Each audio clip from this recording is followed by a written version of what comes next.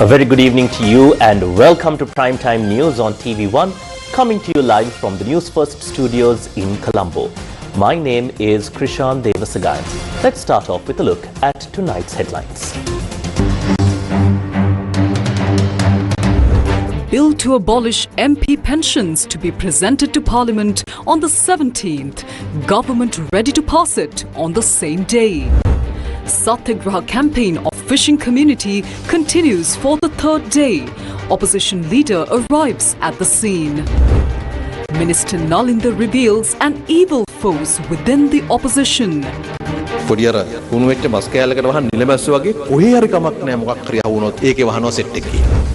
Thousands of devotees arrive at the Hunupitiya Gangarame temple today as well to worship the Devnimori's sacred Sarvanya relics. 2026 T20 Cricket World Cup begins. Sri Lanka takes the field tomorrow. First round of talks with the United States successful, says Iranian Foreign Minister.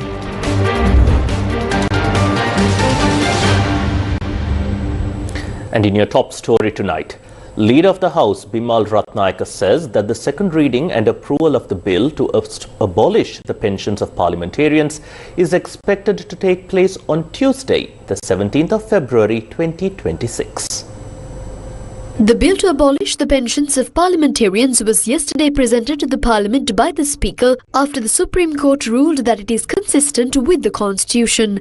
It was noted that the bill can be approved by a simple majority in Parliament. 2026 පෙබරවාරි 17 අඟහරුවාදා අපි සම්පූර්ණ දිනය වෙන් කර තිබෙනවා පාර්ලිමේන්තු මන්ත්‍රීවරුන්ගේ විශ්‍රාම වැටුප් ඉවත් කිරීමේ පනත් කෙටුම්පත දෙවනවර කියවා සම්මත කරගන්න. Minister of Public Security Ananda Vijaypala says that the country's opposition has been using its political platform to voice its objection against the enforcement of the law when it comes to fraud and corruption. බියට පත් වෙලා තියෙනවා නීතිය උන්ට එරෙහිව ක්‍රියාත්මක කරන විශේෂයෙන් පක්ෂ සමහර පිරිස් වලට එරෙහිව ජනයා පැමිණිලි තබා දීලා තියෙනවා ශ්‍රී පොලිසියට අපරාධ පරීක්ෂණ දෙපාර්තමේන්තුවට ඒවා නීතිය නිශ්චිත ක්‍රියාත්මක වෙමින් පවතිනවා ඊට එරෙහිව හඬක් නැගීම සඳහා පක්ෂයේ වේදිකාව යොදාගෙන තියෙනවා අපි කිසිසේත්ම පසුබට වෙන්නේ මේ රටේ පොදු මහජනයාගේ දේපල කොල්ලකා මංකොල්ලකරුවන් මේ රටේ අපරාධ කරපු කිසිම පුද්ගලෙක් ඔය විදිහට නිදැල්ලේ ඇසිරෙන්නේ අපි ඊට කර දෙන්නේ ඒ සියලු දෙනා නීතිය පැහැන්ට ගේනවා නීත්‍යානුකූලව කටයුතු කරනවා අධිකරණයට පමුණනවා ඒ පොලිසිය කාර්යභාරය The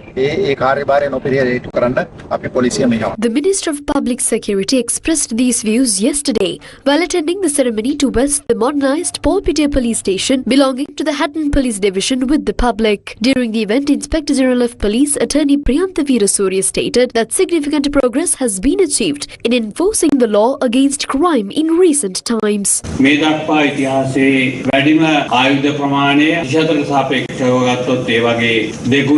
මත්ද්‍රව්‍ය ගත්තොත් 2024ට වඩා 3 ගුණයක් මත්ද්‍රව්‍ය පැටලී සිදු කළා ශ්‍රී ලංකා පොලිසියේ කාර්ය සාධනයේ ඉතාමත්ම ඉහළ මට්ටමකට ගෙනලා තියෙනවා. අපරාධ විසඳීම් 50කින් 60කින් අපිට වර්ධනය කරගන්න පුළුවන් වෙලා තියෙනවා. A satyagraha is being carried out by a group of fishermen demanding that permission be granted to conduct gill net fishing using tractors. Today, the Satyagraha continued for the third consecutive day in front of the Presidential Secretariat. These fishermen have been holding a Satyagraha since the 5th of February, opposing the ban on using tractors equipped with winches in the gill net fishing industry.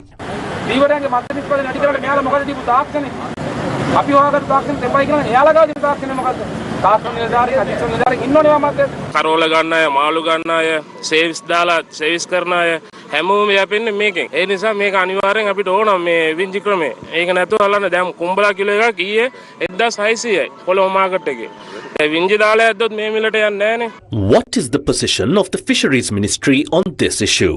Speaking at an event held in Galle today, Deputy Minister of Fisheries Ratna Gamage said that efforts are being focused on developing a new system that will safeguard both the environment and the fishing industry.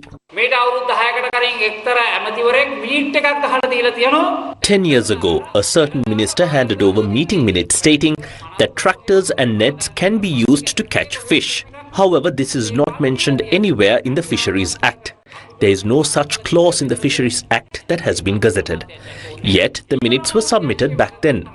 Now that we have come into power, what do? Can we stop it all and make the fishermen stay at home? Then there is no need for a fisheries ministry. The responsibility of the fisheries ministry and the government as a whole is to protect the fishermen of this country, to safeguard the industry and to preserve the marine resources of our nation. In the past, we instructed fishermen to pause these activities temporarily because it is our duty to protect the fishing industry in our country. We promised to create a new legal framework and a new fishing method for them to operate within. It must be done properly and in accordance with the law. The reason we emphasize this is that we want these practices to continue sustainably. Because we protected our communities in the past, we have something left to safeguard today. That is why we need to protect nature. That is why we told our fisher folk that these activities must follow certain rules, especially when using tractors with winches. Regulations will have to be established. When different ministers were appointed one after another, they treated this like their personal property and issued random instructions and minutes according to their whims and fancies. Then our innocent fishermen are the ones who really suffer. Small-scale fishermen come to us and say we must stop this practice. They claim they have no space in the sea or within this industry to continue their fishing activities. Then what do the environmentalists say? They say that the seabed is being destroyed on a large scale as a result of this practice. We need to listen to everyone's views. We will discuss the matter thoroughly and find a solution so that we can move forward. We can address any problem in this country by facing it directly, listening carefully, and engaging in discussions with the relevant stakeholders. Every decision we make is taken with the people's interests in mind. We have no one else to protect but our people. Meanwhile, this afternoon, opposition leader Sajith Premadasa visited the site of the Fishermen's Satyagraha in front of the presidential secretariat. His visit followed MP Kavinda Jayawardana's arrival at the site. මම අපේ නායක සජිත් ප්‍රේමදාස මැතිතුමාව දැනුවත් කරලා අපේ පූර්ණ සහයෝගය අපේ ජනතාවට ලබා දෙනවා. මොකද හේතුව ඒක අපේ වගකීමක්. ඔබතුමාලගේ ආණ්ඩුවක් යටතේ ලේ වලින් අත්සන් කරනවද මේ පොරොන්දු ඉටු කරන්න? අපේ ආණ්ඩුව තිබ්බනේ. අපි කවදාක්වත් මාදල් කර්මාන්තේ තහනම් කරේ නෑ. හරිද? හරි හරි. ඕගොල්ලෝ දැන් ඉන්නේ කොතනද? දැනට අපි ඉන්නේ ජනාධිපති ලේකම් කාර්යාලයේ ඉදිරිපිට මේ ඕගොල්ලන්ගේ ප්‍රශ්නය මේ තුන්වෙනි දවසේ සර්. ඔව් මම දැන් එන්නම් ඔතනට. ඔබතුමන්ලා වෙනුවෙන් ඔබතුමන්ලාගේ අයිතිය සුරක්ෂා කිරීම වෙනුවෙන් ඒ වගේම විශේෂයෙන්ම මේක ජීවනෝපායක්. We will stand by all of you for your rights and most importantly for your livelihood because these people feed their families through this work. That is why we will stand with you in a way that safeguards your livelihood. I suggest that next week we meet at the opposition leader's office to have a discussion not only about this issue but to discuss all issues that are being faced by the fishing industry. Let's include not only deep water fishermen but also have freshwater fishermen too. Let us start a dialogue on this topic and work towards creating a national policy. සංවාදයක් ඇති කරගෙන අපි ජාතික ප්‍රතිපත්තියකට යමු වෙමු.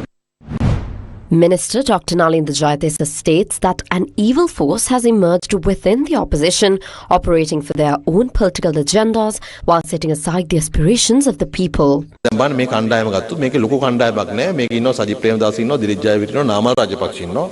Look at this group. It isn't a large crowd. It includes Sajith Premadasa, Dilith Jayavira, Namal Rajapaksa, Bimal Veeravansa and a certain trade union leader. This is the group behind this work. This is truly an evil force ready to cling on to anything. Take for instance the group of development officers who taught in schools for 7 years. They held a protest and a fast in front of the presidential secretariat demanding recruitment into the teacher service. Yes, they have indeed served our school system and our children. However, everyone must understand that there is a specific methodology and a teacher service constitution in this country for recruitment.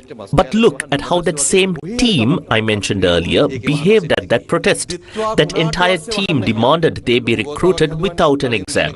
Sajith Premadasa went there and said he would sign in blood to recruit them without an exam.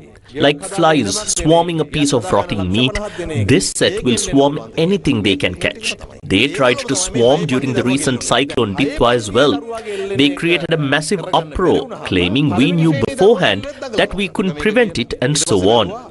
Then they looked at our relief programs, the 5 million rupee housing grants and land grants, to see if they could cling on to that. It's the same group. They even tried to use the grade 6 student issue. Now that they've failed there, they're struggling to use grade 1 students.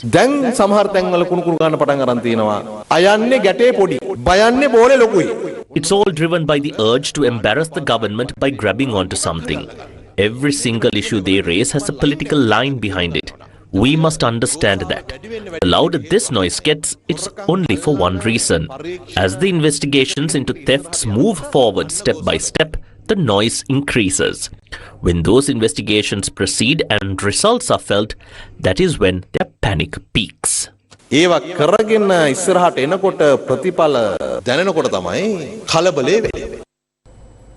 Meanwhile, Sri Lanka Pudujana Peramuna parliamentarian Chanaka Madhugoda says the people are now regretting the political defeat of the Rajapaksa family.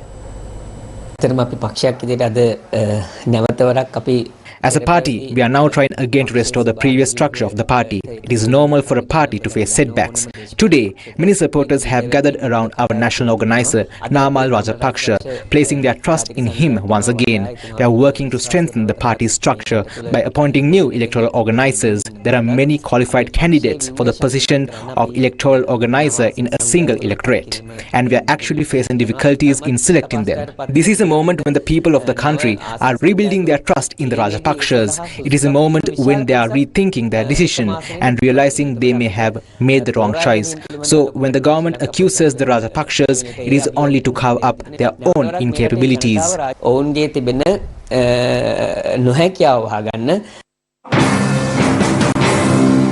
Executive Committee member of the People's Struggle Alliance, Vasant Muthalige, says that the people are not prepared to hand power back to leaders who have been rejected. We saw that Ranil Wickremesinghe had a meeting the day before yesterday with the so-called Smart UNP crowd. We couldn't help but laugh. The Kajusiya, who had 3 arteries blocked out of 4 and who was barely able to breathe, is now talking with the Gen Z about Smart UNP. Honestly, we don't mind the chatter, but seriously, before even thinking about forming a Smart UNP with Gen Z and plotting to grab power next, he should try to open those 3 blocked arteries. Meanwhile, Namal Rajapaksa is off to India. He is visiting villages in Hambantota, moving around to different places and showing people as clearly as possible, I am the next prince, I am the one who will take over. We say, no, you are not. When his father had power, he used every trick in the book. When he lost it, he hid away in shame. Now he is out there, parading around like I am the next prince, I am the next Diyasen, I am the one coming to power next. Honestly, we don't think the public is ready for this. And we remind people, you kicked out Ranil Wickremesinghe from the Aragalaya, and also by voting back in 2015. When Mahinda Rajapaksa lost power, he was out at the Carlton, pushing doors and windows open, crying loudly as he did. A big fortress seemed to gather around him. Now Namal is showing the country that he has a large fortress around him too. He calls himself the future president. He has about 200 people around him, all carefully placed so that the camera angles make it look like a massive crowd. But when you look closely, you can spot the actor Ping Pong, Tissakuttiarachi, Iraj Veeraratne and Milinda. Basically, 4 familiar faces plus a handful of others trying to make it look like a big army is backing him up. In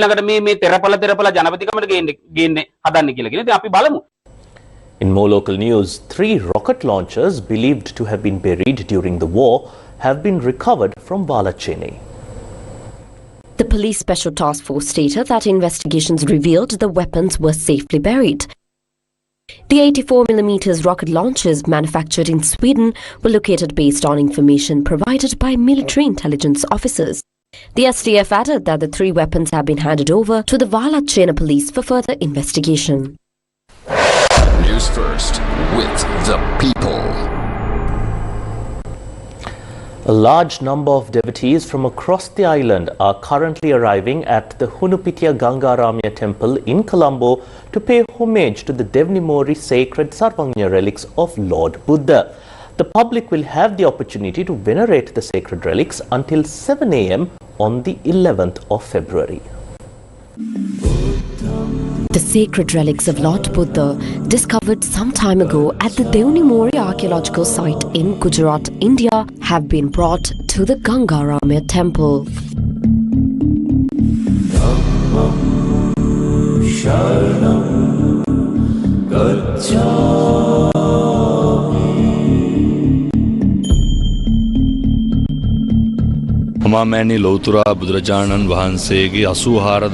It is a profound blessing to exhibit these noble and sacred relics in Sri Lanka. Relics that bore the touch of the 84,000 components of the Dhamma of our Lord Buddha. During such a rare period, it is a great fortune for all Sri Lankans to have these relics displayed under the guidance of the chief incumbent of the Gangaramya temple and the leadership of the president with the patronage of the current government. All Sri Lankans are fortunate and meritorious. This is a blessing to the island of Sri Lanka. It is as if Lord Buddha himself has arrived, as if the living Buddha himself has visited us.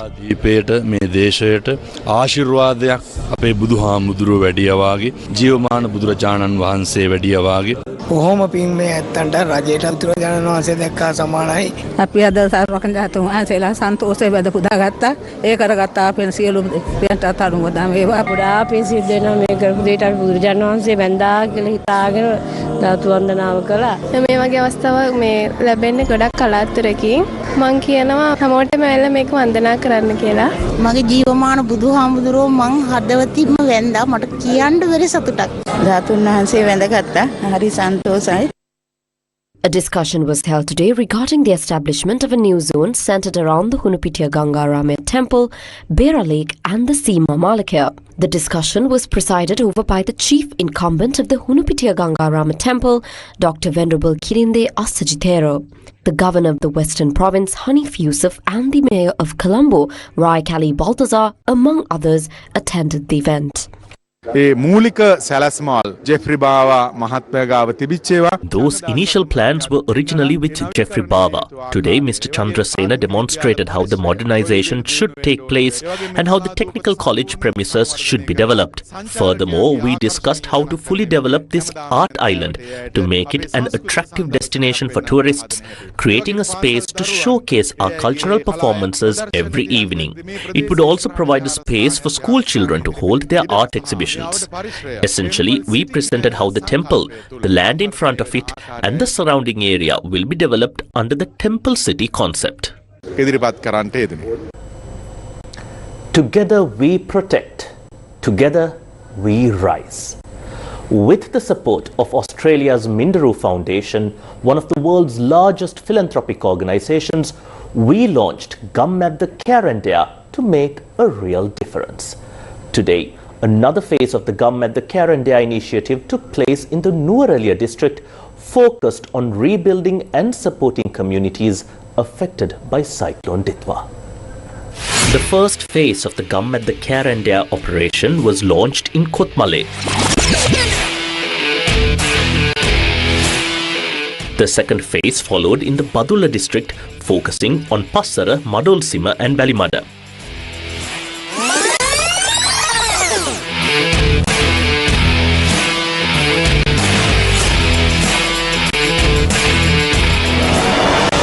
Through the Care and Dare initiative, introduced to uplift communities, thousands of people have already received much needed support and assistance. From today, the program is being carried out over 2 days in the Nuwara district. Today's program was held at the Nildandahinna Sumangala National School. Today, a wide range of services were provided to the public, including legal advice, reissuance of lost national identity cards and missing documents, vocational guidance, psychological counseling, and the distribution of essential food items. The Gammadda team, led by Yasarat Kamal Siri, CEO of MTV Channel Private Limited and Deputy Leader of Gammadda, joined the operation today as well. They were accompanied by several distinguished guests, including Principal AMKB Attanayaka of Nildandahinna Sumangala National School, Additional District Secretary of Nuwara Shanika Linda Kumbura, Divisional Secretary of Nildandahinna Pradeepika Veerasurya, Assistant Divisional Secretary of Valapane Punya Kumari Suravira, and Chief Inspector of the Valapane Police Anil Jayasinghe, along with many other invitees. These were the views expressed by the Divisional Secretary of Nildandahinna regarding the Gammadda Care and Dare initiative. අපි ඉතිහාසයේ බලාපොරොත්තු නොවූ ව්‍යසනයකට ලක් වෙලා ඒ ව්‍යසනයත් එක්ක කටයුතු ආරම්භ කිරීම තමයි අපිට මේ වර්ෂය ආරම්භ කරන්න සිද්ධ වුණේ. මේ සීල දිනාගේම ආධාර උපකාරී. මොකද අඩුම ගානේ කැම බීම ටිකවත් ඇඳුම් ටිකවත් සපයා ගන්න බැරි තත්ත්වයකට අපේ ජනතාව පත් වුණා. ඉතින් මම හිතන්නේ ඒ සඳහා විශේෂ ස්තුතියක් මම ලබා දෙන්න ඕනේ ගම්මැද්ද වැඩසටහන වෙනුවෙන් මේ ජනතාව වෙනුවෙන් මේ රාජ්‍ය නිලධාරීන් වෙනුවෙන් ඔබ සියලු දෙනාට මාගේ හෘදයාංගම ස්තුතිය පළ කරන්න කැමැති. මේ සිදු කරන පුණ්‍ය කටයුත්ත ඒ කටයුත්තේ උපරිම බල අද මේ ජනතාවට ලැබෙනවා.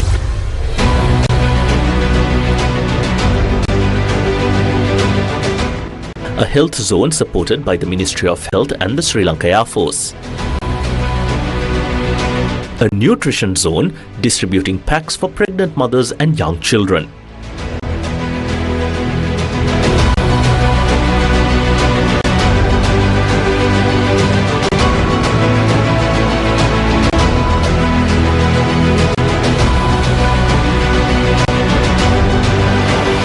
A sanitation zone providing hygiene kits for both men and women.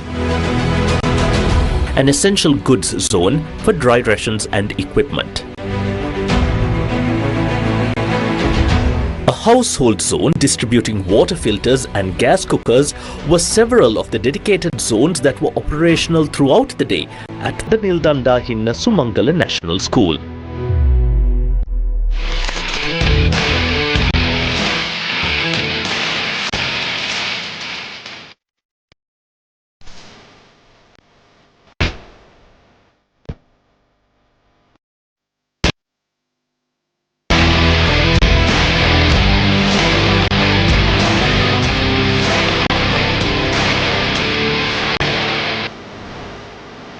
කරගෙන යන වැඩසටහන හොඳයි. ඒ වගේ වැඩසටහන තමයි අපි බලාපොරොත්තු වෙන්නේ. බොහොම පිං අසරණ හැම මිනිහෙකුටම පිහිට වෙනවා මේ පිහිට වීමට බොහොම පිං සියලු දෙනාට. මේ කරපු මෙහෙම ගොඩාක් ස්තුතියි අපිට මේ වැස්සේ ඇවිල්ලා මේ දේවල් කරලා දුන්නාට බොහොම පිං මහත්. The Additional District Secretary of Nuwara explained the importance of the Care and Dare initiative for a nation that is rebuilding.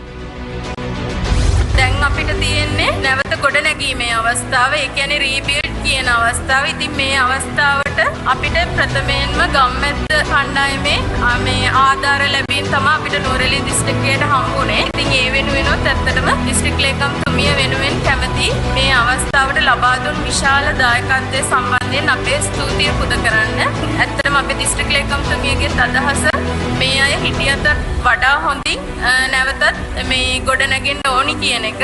ඉතින් ඒ සඳහා ලැබෙන සහයෝගය සම්බන්ධයෙන් නැවතත් අපි සියලු දෙනාම ස්තුතිවන්ත. A legal services zone was also established with the support of the Bar Association of Sri Lanka, alongside a specialized zone for certificates, documents and ID services.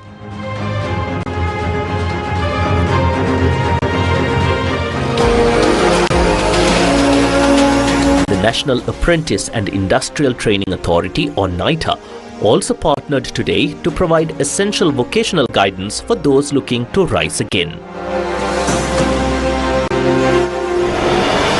CEO of MTV Channel Private Limited and the Deputy Leader of Gammadda, Yasarat Kamal Siri, expressed his views on the Gammadda Care and Dare initiative. ජනතාව හැටියට අපි සියලු දෙනාටම නිදහසේ ජීවත් වන්නට අයිතිය තියෙනවා. ඒ ජීවත් වීමේ අයිතිය වෙනුවෙන් අපි හැමෝම එකිනෙකාට උදව් කරගන්නවා. අපි ශ්‍රී ලාංකිකයෝ හැටියට කෙනෙක් අමාරු වැටුනම කෙනෙක් අනතුරකට මුහුණ පෑවම අපි හැමෝම එක්කව වෙලා ඒ පුකිලින්ට උදව් කරන එක සාමාන්‍ය සිරිතක්. මං හිතන්නේ ලෝකයේ කිසිම රටක එහෙම උදව් කරන ජාතියක් නැතුව ඇති. අද ගම්මැද්ද මේ වැඩසටහනත් අපි අවුරුදු ගණනාවක් පුරාවට මේ ආකාරයට ගෙන යන්නට පුළුවන් වෙලා තියෙන්නෙම ශ්‍රී ලාංකික ජනතාවගේම සහාය නිසායි. එතකොට අපි ජනතාවගේ සහායෙන් ජනතාවට උදව් කරන ආයතනය. ඒ වගේම තමයි ශ්‍රී ලාංකික ජනතාවත් ඒ ආකාර දික්වා පොලිස් උනාටුව ආපු වෙලාවේ සිරස ශක්ති සහන යාත්‍රාව ක්‍රියාත්මක කරද්දී කොළඹ අපේ මැදිරි සංකීර්ණ වලට බඩු භාණ්ඩ අරගෙන ආපු ජනතාව අති විශාලයි. ඒ වුන් ආවේ ඔවුන්ගේ යුතුයකම ඉෂ්ට කරන්න. ඔවුන් ආවේ ඔවුන් වගේම තවත් පිරිසක් දුක් විඳිනවා බලන් ඉන්න බැරුව ඔවුන්ට සහාය වන්නට. Following the devastation caused by the cyclone Ditwa, emergency relief operations were carried out for several days through the Sirasa Shakti Sahana Yatra program. The next crucial step was to help affected families rebuild their lives. With the support of Australia's Mindaru Foundation, the Gammadda Care and Dare initiative was launched to make that recovery possible. විදි රේඛාවක් තියෙනවා කියලා ඒ වගේ මේ දිට්වා සුලිකුණාටුවෙන් සිද්ධ වෙච්ච හානිය නිසා අපි අධෛර්යමත් වෙන්නේ නැතුව අපි පහළට වැටෙන්නේ නැතුව මේ ගම්මැද්ද වැඩසටහන වගේම අනිකුත් සියලුම දෙනාගේ සහායෙන් නිල්දණ්ඩන් ඉන්න වලපනේ ප්‍රදේශවාසී සියලුම දෙනා හිටියටත් වඩා ඉහළ තැනකට ඔසවා තබන්න සියලුම දෙනා කටයුතු කරන බව සිහිපත් කරනවා. ඒ සඳහා ගම්මැද්ද Care and Dare මේ වැඩසටහනෙන් ලැබෙන සහායත් ඒ වගේම ඉදිරි කාලය තුලදී ඔබ සියලු දෙනාගෙන් ලැබෙන සහායත් ඉතාමත් අගය කරනවා. The Gammadda Care and Dare program will be held tomorrow at the Kurunduwatta Royal College in Gampola, once again for the people. We must be strong. Let us leave the sorrow in the past. We shall rise. We can do it. Together we protect. Together we rise. Gammadda, for the people, by the people.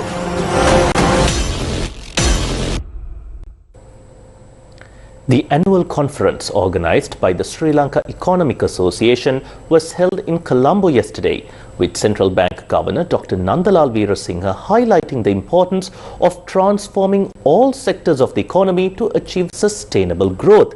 Now, speaking at the event, Dr. Veerasinghe stressed that no country can prosper without competitive and efficient performance across agriculture, industry and services, noting that modern economic activity depends on strong domestic and global supply chains.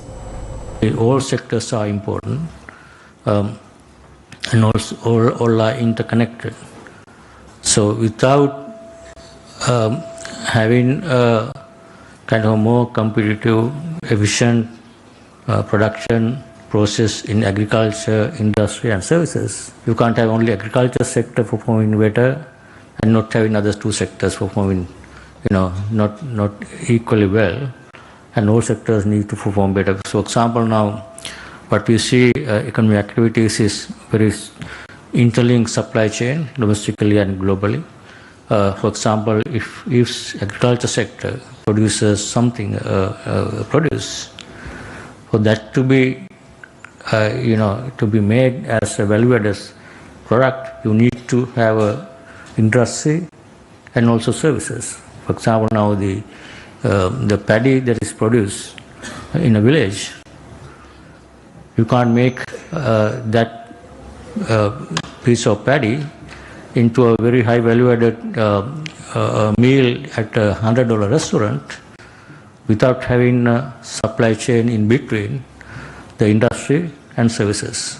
That's what make any production, agriculture, services or industry, make it more efficient and add value is obvious contribution of other sectors. You can't just have a productive agriculture. You need to have efficient industry that will support agricultural produce, convert into a value-added processing into high value-added product, and also services in terms of what is produced somewhere in one end of the world. To bring it to other end, you need efficient transportation, efficient logistics, good services, and that is what adding value into this product. That is why it's important to understand the linkage between all the sectors, and that's why it's obviously that when that happens in a much more efficient, competitive, productive way, then some countries prosper better, some countries lagging behind. What is more important is to adopt new technologies, make all the economic activities much more efficient, competitive globally and locally, so that economies can prosper. In this context, transformation of Sri Lanka service sector to enhance productivity, as I said earlier, is essential for sustaining a higher growth path for the country. A broad transformation drive is already underway across several areas that we see. We are also trying to have this transformation into not only services, and there are a lot of initiatives happening. Part of that, especially the modernizing key service sectors, especially the ICT, tourism, logistics, finance, not only local finance but also global finance. Therefore, shifting and diversifying toward high-value, technology-driven and export-oriented services, Sri Lanka would be able to spread its economic base, reduce vulnerability to external shocks, create high-paying, high-income jobs, especially for younger generation, and ultimately drive the nation toward a more resilient growth trajectory. In some business news, the Department of Cinnamon Development states that the prices currently being recorded for cinnamon products are at a historical high. A kilogram of Alba grade cinnamon is presently being sold at a price of 6,000 rupees. Meanwhile, according to the Department of Cinnamon Development, a kilogram of C4 and C5 grade cinnamon is being sold at prices ranging between 4,500 rupees and 5,000 rupees.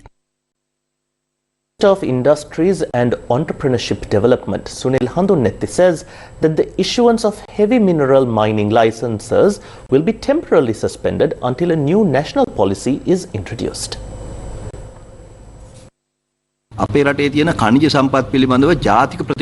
government is currently working on a national policy for the country's mineral resources and preparing guidelines that align with this policy. We expect to officially gazette the policy and its supporting guidelines by the end of March, submit to Parliament and make public. Until now, the country hasn't been able to fully benefit from its mineral resources. With this new policy, we aim to clearly define the procedures that investors must follow when exploring Sri Lanka's mineral resources to obtain the necessary approvals. In addition, it has been decided that until the National Mineral Resources Policy and its strategic plan are fully implemented and approved by the Cabinet, no new exploration of mining licenses will be issued for any minerals except those used for construction materials. For 140 years, Mercedes-Benz has defined innovation. Now that legacy comes alive once again at the Mercedes-Benz pageant with Demo, celebrating 85 years of automotive excellence. On Sunday, 8th February from 6:30 am onwards at the BMICH. Organized by the Mercedes-Benz Club of Sri Lanka together with Demo. Welcome back to the news. Today marks the 35th day of the second phase of the LOLC Divisavya You, Me, Our Nation social welfare program. Implemented with the objective of renovating 200 schools damaged by the recent disaster, the program was conducted today centered across the Kurunegala, Ratnapura, Kegol and Batula districts. The renovated facilities at the Katupitiya Vidyalaya, Athugalpura Vidyadeepa Vidyalaya and the Hagava Junior School, all belonging to the Kurunegala Education Zone, were bested with the students today.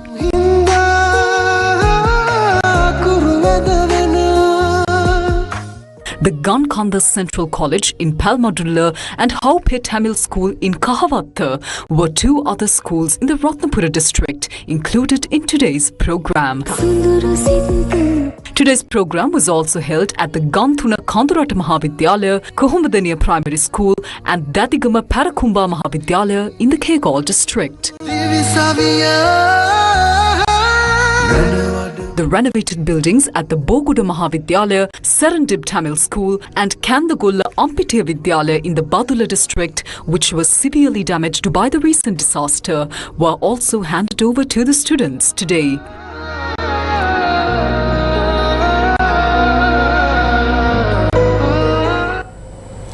The stage is set, the lights are blazing, and Sri Lanka's most extraordinary talent is ready to take the world by storm. This weekend, don't miss out on the electrifying quarterfinals of Sri Lanka's Got Talent Season 3 on Sirasa TV. Sri Lanka's #1 reality show, Sri Lanka's Got Talent, which showcases the island's finest talent on the international stage, is back for its 3rd season on Sirasa TV.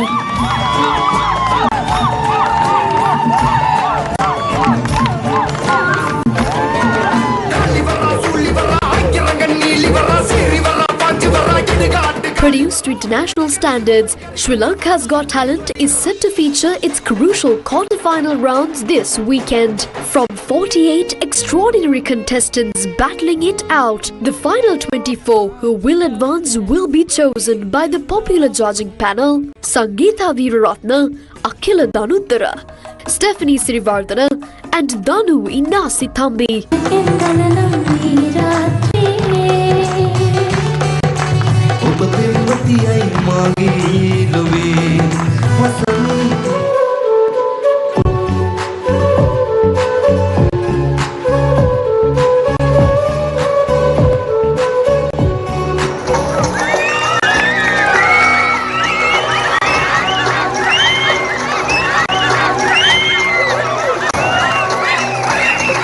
With excitement, suspense and creativity, the 2 decisive quarter-final episodes will air this Saturday and Sunday at 8:30 p.m, promising to keep you on the edge of your seat.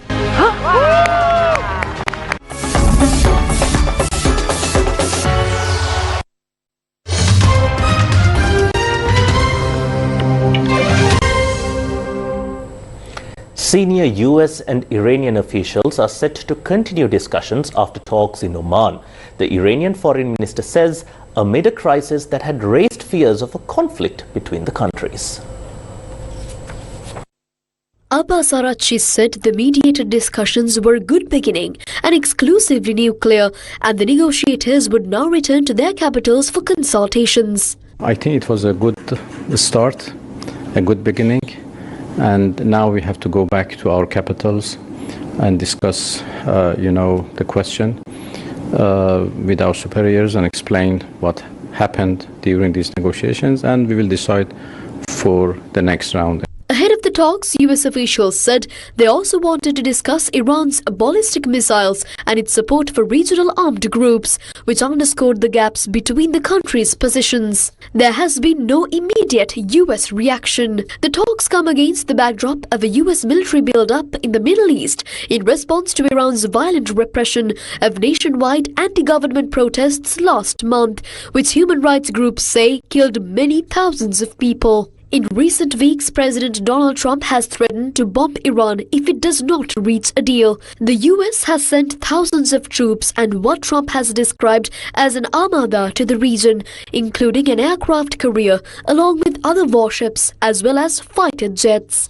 Iran, meanwhile, has vowed to respond to an attack with force, threatening to strike American military assets in the Middle East and Israel. Speaking to Iranian state television, Araghchi said there was an atmosphere of mistrust between the two sides and that must be overcome, and details about the possible next round of talks would be decided later. Friday's discussions were mediated by Oman's foreign minister, who said in a post on social media they had been useful to clarify both Iranian and American thinking and identify areas for possible progress. Araghchi led the Iranian delegation while the US was represented by Special Envoy Steve Witkoff and Trump's son-in-law, Jared Kushner. These were the first talks involving US and Iranian officials since before the war between Israel and Iran last June, when the US bombed Iran's 3 main nuclear facilities. Despite the prospects of further meetings, it remains unclear whether a deal is possible, as major differences remain.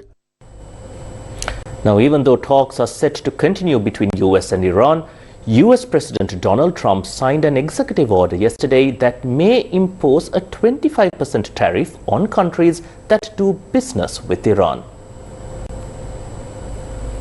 US President Donald Trump has signed an executive order threatening to impose additional tariffs on countries that continue to trade with Iran. The order issued on Friday does not specify the rate that could be imposed, but uses 25% as an example. It says that the tariff could apply to goods imported into the US from any nation that directly or indirectly purchases, imports, or otherwise acquires any goods or services from Iran.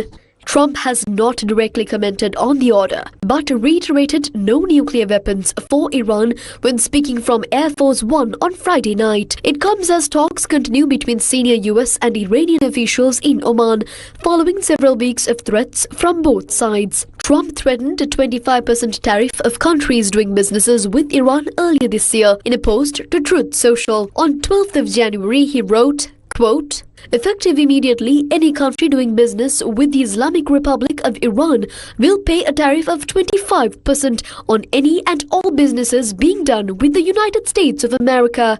Unquote. At the time, no further details was provided on how the tariffs would work in practice. The White House said that this latest executive order reaffirmed the ongoing national emergency with respect to Iran and noted that the president may modify it if circumstances change.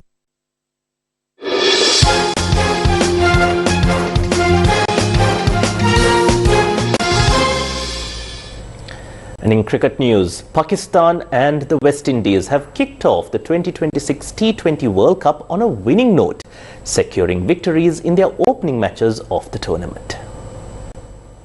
The first match of the 2026 T20 World Cup took place at the SSC Stadium in Colombo between Pakistan and the Netherlands.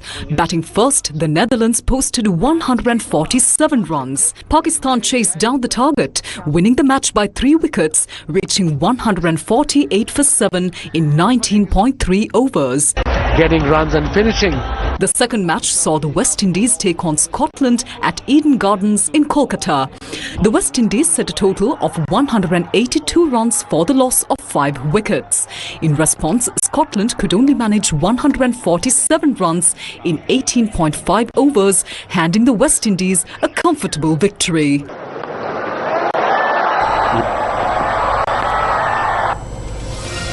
And on that note, we wrap up this edition of Primetime News. Thank you for watching. Take care, good night, and God bless you.